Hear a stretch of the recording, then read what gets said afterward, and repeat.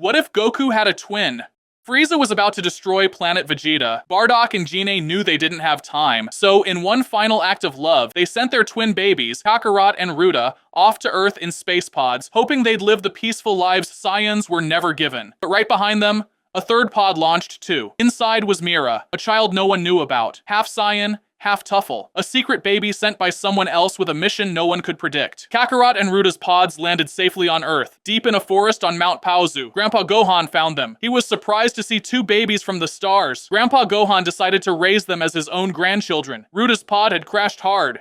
She was hurt and lost all her memories. She didn't remember her parents, her planet, or even that she was a Saiyan. Gohan named her Ruda, and she grew up cheerful and always curious about everything around her. Goku, whose real name was Kakarot, was not hurt in his landing. He kept some memories of Planet Vegeta and his parents. Because of this, Goku was more serious and protective. He remembered that he and Ruda were different from other kids, and he wanted to keep them safe. The two grew up as siblings, but their personalities were switched from what people might expect. Ruda was the heart, always making friends, laughing, and loving life on Earth. Goku was the head. He trained hard, watched over Ruda, and tried to understand their past. Grandpa Gohan taught them martial arts and how to be kind and helpful.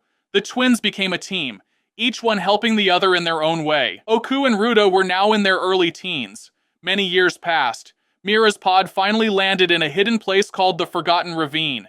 Mira's pod was special. It was programmed by a Tuffle scientist to land on Earth much later than the twins. The scientist hoped that by the time Mira arrived, Earth would be safe, and Mira wouldn't be found by enemies right away. Deep in the Forgotten Ravine, there was a secret valley where almost no one ever went. The Red Ribbon Army, who wanted to control the world, found Mira's pod while searching for new technology. When they opened the pod, they found Mira. She was different from other kids. Mira had psychic powers. She could move things with her mind and sometimes see things before they happened. The Red Ribbon Army was amazed and decided to train Mira as their secret weapon. Mira grew up with the Red Ribbon Army. She was cold, smart, and didn't trust anyone. Sometimes, she saw flashes of a planet exploding and two babies like her. She heard a voice in her dreams, telling her to find her siblings. Mira didn't know what it meant, but she felt a strange connection to someone out there. The Red Ribbon Army wanted to use Mira's powers to help them find the magical Dragon Balls and take over the world. But Mira had her own secret wish, to find out who she really was and why she felt so alone. Bulma arrived at Mount Paozu looking for the magical Dragon Balls, which could grant any wish. When Bulma met Goku and Ruda, she was surprised to see two kids with monkey tails. Goku was careful and serious, but Ruda was friendly and full of questions. Bulma asked them to join her on her adventure, and they agreed. But they weren't alone. Secret agents from the Red Ribbon Army were also searching for the Dragon Balls. They wanted to collect all 7 to unlock the full power of their secret weapon, Mira. As the group traveled, they met a new friend named Taro. Taro was a young inventor who loved building gadgets. He was clever and kind, and became part of their journey, offering his intelligence. But Taro was really a Tuffle in disguise. He was searching for Mira, hoping to protect her from the Red Ribbon Army and tell her about her true past. One night, while camping, Taro told Goku and Ruda about the old war between Saiyans and Tuffles. He explained that Mira was a hybrid, and if the Red Ribbon Army used the Dragon Balls to unlock her full power,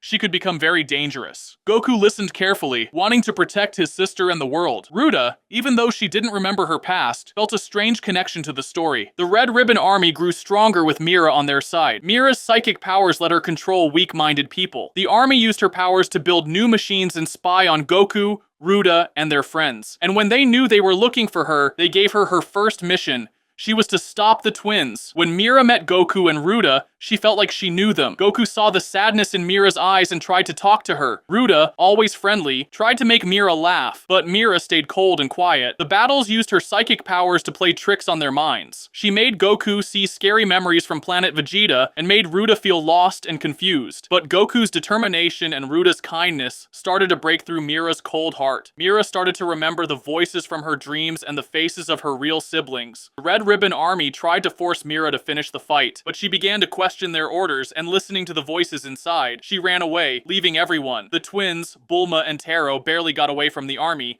but couldn't keep track of Mira. The World Martial Arts Tournament was the biggest event on Earth. Fighters from everywhere came to show their skills. This year, Goku, Ruda entered the tournament. Mira had been following them. She signed up as a mysterious new fighter and wore a mask to hide her identity. People were scared of her cold eyes and strange powers, even though she tried to keep a low profile. Goku was focused and serious. He wanted to prove himself and protect his sister and friends. Ruda was excited and cheering for him. Taro had his own plan. He knew Mira would be here, and he was here to get close to Mira and help her remember who she really was. During the matches, Mira used her psychic powers to win easily. She could predict her opponent's moves and even make them freeze for a second, but when it was down to her and Goku, she felt a strange warmth and memories started to come back. Taro watched closely.